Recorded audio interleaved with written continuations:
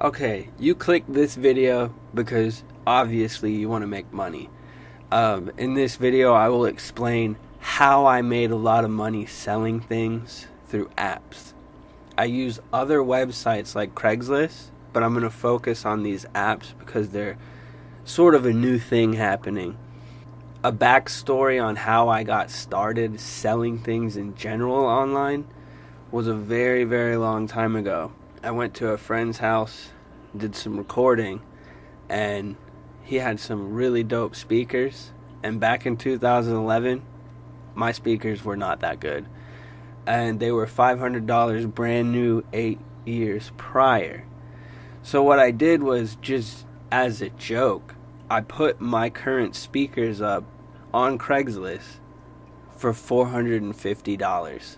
$50 less than what I had originally bought them for like 8 years before. I did not think that it was going to work at all. And it took about 8 months. But one night I got an email and this guy was like, I have $450 cash. I need this shit tomorrow. He came through and he bought it. And because of that, I got those badass speakers my friend had. And instantly, because of his transaction, I knew that I could sell things. So the way I explain this to people is it's like fishing. You can't just post up something and then expect to sell it within a week. You have to keep reposting that same ad over and over, and sometimes it takes about a year. This is not something that comes easy. This is almost like a full-time job. In the past couple years, these apps have been popping up. And I had heard a lot about them. Some of my friends told me I should look into them because I used Craigslist. And I stayed away from them for a while. I just didn't feel like they were good. And then I finally checked them out when I had someone move out of my place. I just went through all of my stuff and realized I had so much shit. And so I put it all for sale on these apps. And I started with 5 miles. So I had, no joke, about 300 listings. And when you use these apps, some of them have reposts, kind of like Craigslist. After 7 days, Craigslist ads have to be redone. So if you think you're just going to pop some stuff on these apps and make a bunch of money, you're a little bit wrong. You have to have a lot of time on your hands. You have to be able to use your phone at least 2 to 4 times a day. You have to be able to repost your ads at least daily. You have to at least have a lot of things, or like me, be in an area that is high traffic for stuff. I can walk out in my alley right now and find things that are brand new. I'm just kind of lucky that way. And since I'm on the subject right now, I never scouted. I never went out and actively looked for things. I legitimately just went to 7-Eleven for a drink, or, walked here or went there to drop some mail off. And during my walks, I found all this stuff. When I first started, I loaded all 300 listings on every app that I could find. And I think at the time I had 5 miles, OfferUp, Let Go, Wallapop, Close 5, maybe a couple others. But those were my main ones. I would stay active on them. And with 300 listings, you get hit up all the time. Every single day, almost every hour, people hit you up. Now, I will show on the video how many people hit you up and don't respond. I have this theory that people get home from work and they're just bored on their phone, browsing through 5 miles, and they see whatever they want. Wow, a GameCube, I want to buy that. Buy. Without realizing that it's sending messages to all the sellers. So when you tell them, hey, I've got the GameCube, it's blah blah blah, meet me here, they never respond. So I think what happens is these people wake up the next day and they're like, man, I did not mean to do that, and I don't want this anymore. So you've got to have crazy patience for this stuff. At first, it started off pretty slow. I maybe got 1 2, 3, or 4 messages a week, and I only really met up with somebody to sell something every other week. But it slowly started to build, just build and build, to where it got to the point after about a month or two where every day I was meeting up with 1 to 3 people to make a sale. But at the same time, I was talking to hundreds of people every day. So instead of chatting with each person, when they say, hey, I want to buy this from you, you just tell them, okay, when can we meet? Half the time, they don't ever respond. But you just wait until they actually do. And when you put ads up, please make sure to put as much details as possible. People ask dimensions. People ask like coloring, sizes. They want to see it all. So make sure you take a lot of pictures of the items that you're selling, and make sure you describe them to a T. If there's any scratches or damages, make sure you say that, because if they meet up with you, they might just bounce. They might be like, look, this is not what I thought I was getting. There's a huge dent in it. Now, you can do whatever you want, and I encourage you to make up your own system. But I have some rules, some simple rules that have kept me safe and have kept business very straightforward. Always make them come to you. Do not post your address to them, or an address that is somewhat near your place, because you just do not want anybody on the internet knowing where you live. Usually a customer will say, why aren't you coming from this building that you said to meet me at? And I'll just use the excuse, I live in the alley. I don't actually have an address. Hey, it works. I also use my facility's laundry room for power if they want to check anything. Here's some plugs. Have at it. Don't ever have anyone come into your house unless it's a item that there's just no working around. When I would sell couches, there's no way I can just pick up a couch and go outside and say, hey, do you like this or not? So with those type of sales, you want to be very sure that the person is safe, and you want to be very sure that you at least have people with you when they come to get the stuff.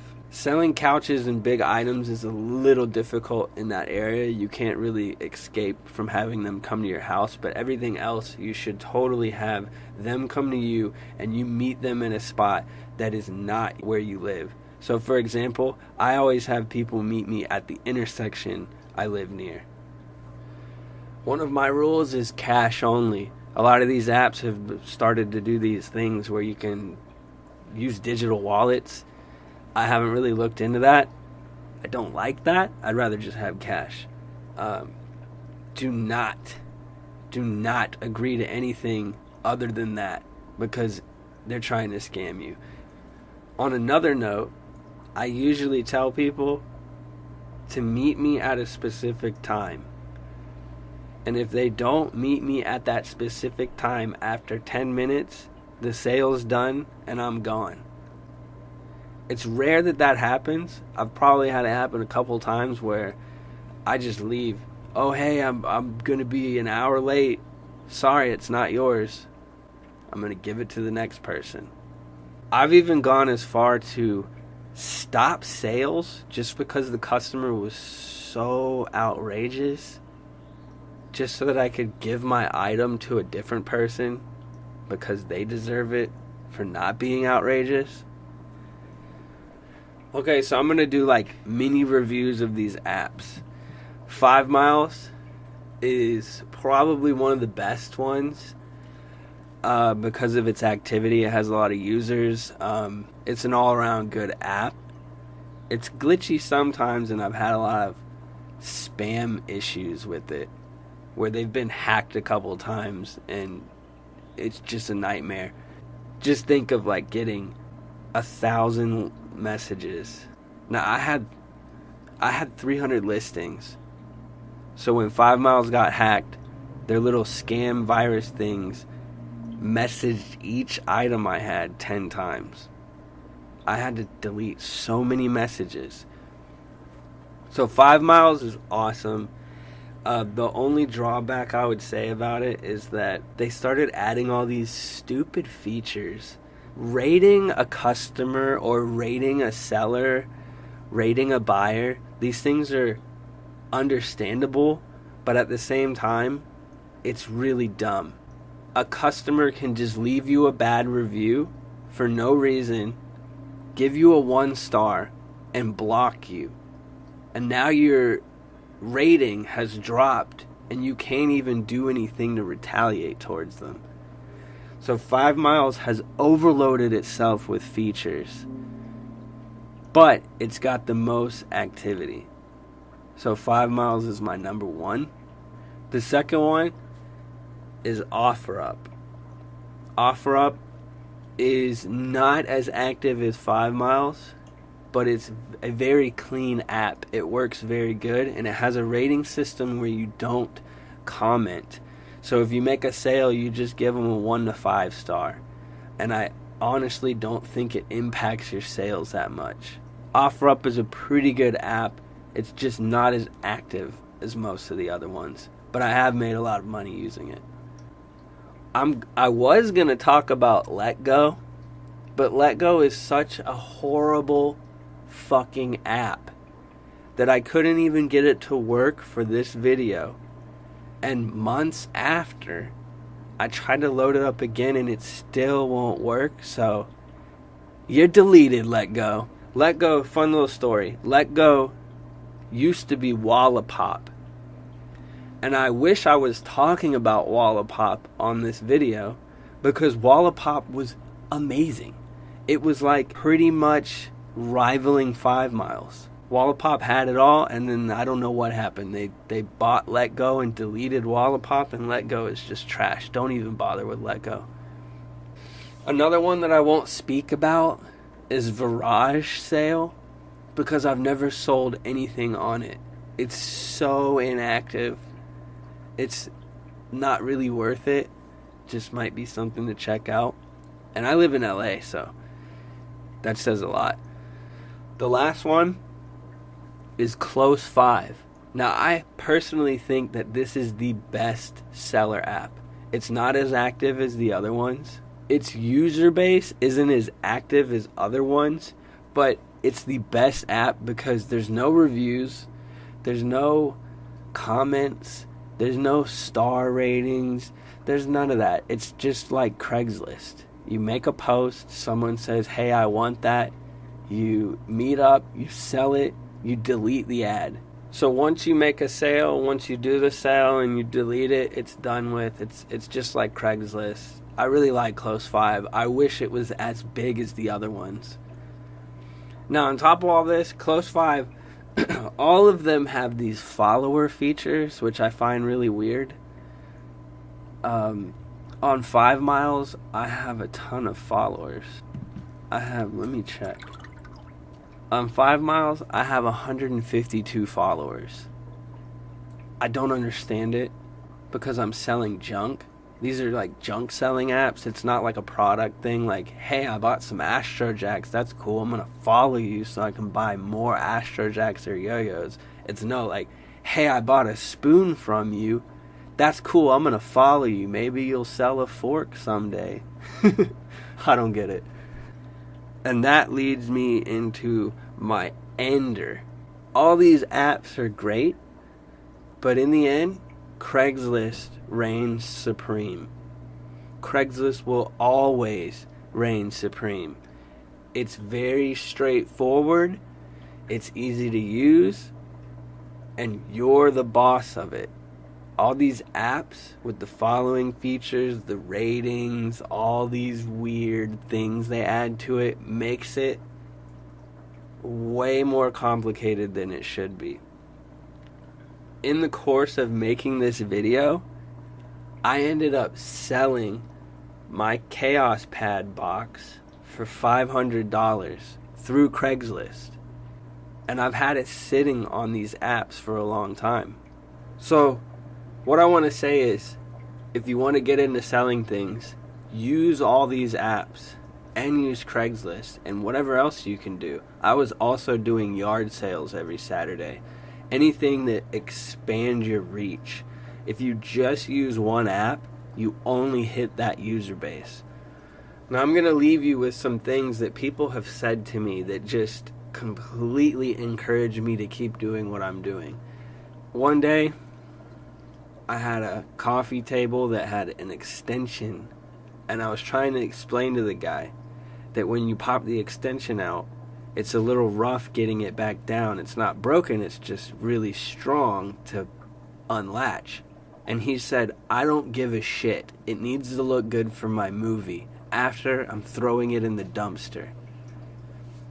Another one was I sold a little wooden box that I found, and it was such a weird little wooden box that it was custom made. And somebody bought it for like 10, 15 bucks.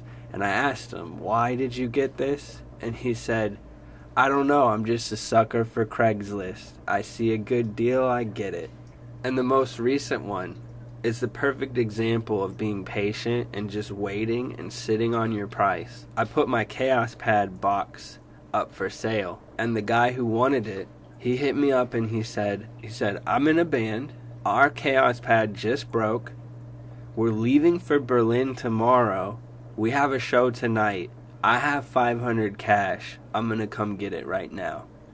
No questions asked. So that's a great example of casting your lure out and just waiting and waiting until you get that bite. And if you think you can't sell anything, I know for a fact that you can post an ad and let it sit there. I sold a street cone once. I sold an orange street cone. So if I can do it, you can do it. So go out there and start selling your shit.